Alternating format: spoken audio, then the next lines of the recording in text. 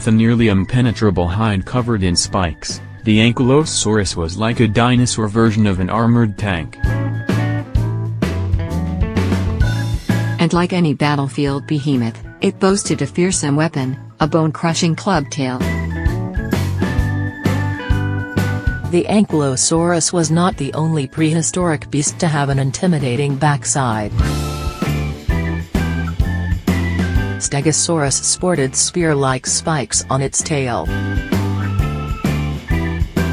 Some sauropods flailed fused clumps of bones from their posteriors toward predators.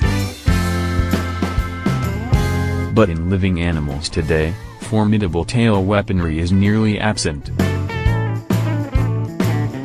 Though porcupines have quills and some lizards lash their tails when threatened, neither animal has the bony armaments seen millions of years ago. To help figure out why, a pair of paleontologists has pieced together a series of traits shared among extinct species that had weaponized their fifth extremity.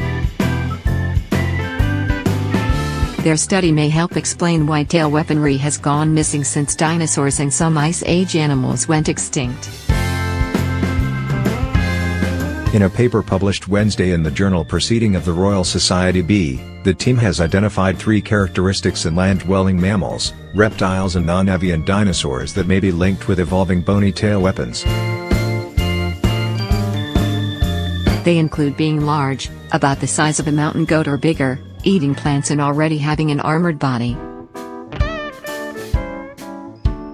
That's a really rare combination no matter what time period you're looking at, said Victoria Arbour, a paleontologist at the University of Toronto and the Royal Ontario Museum and an author on the study.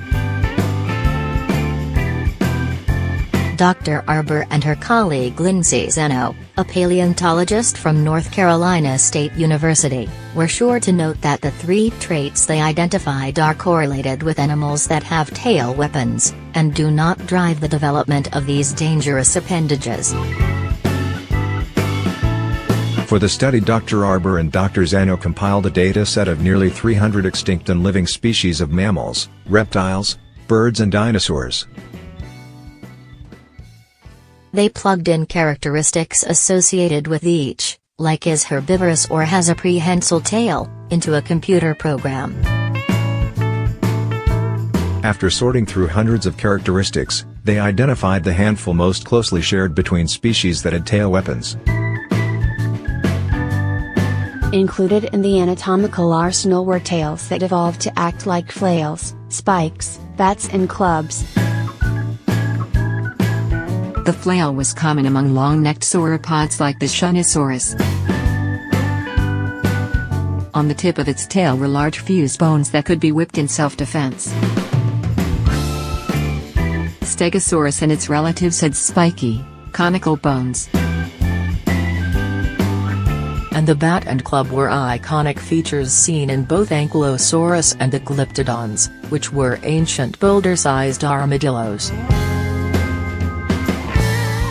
The authors hypothesized that developing bony clubs like the Ankylosaurus and the Glyptodon was a gradual, evolutionary process.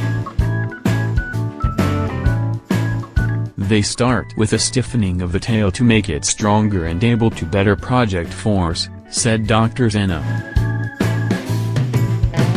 You're swinging with essentially bowling balls at the end of the tails, you're going to rip it off, so it makes sense that it's going to happen in that order. These differed from defenses seen in tails of modern animals because they were made of bone. Living animals tend to have tails with weapons that are made of keratin, like the quills of a porcupine or the scales of a pangolin.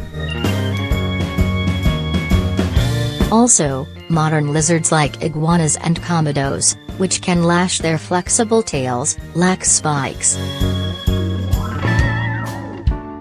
The exception, the authors noted, was a lizard known as smaug, which does have a smaller bony, spiky tail, they said. Andrew Farka, a paleontologist from the Raymond M. Alf Museum of Paleontology at the Webb Schools in California, who was not involved in the study, said the study made a good case. Lots of animals were big and herbivorous, but only a few groups had bony skin in place already. He said. I'm intrigued by the fact that once an animal gets skin armor, there are so many evolutionary pathways toward supporting dangerous tail tips.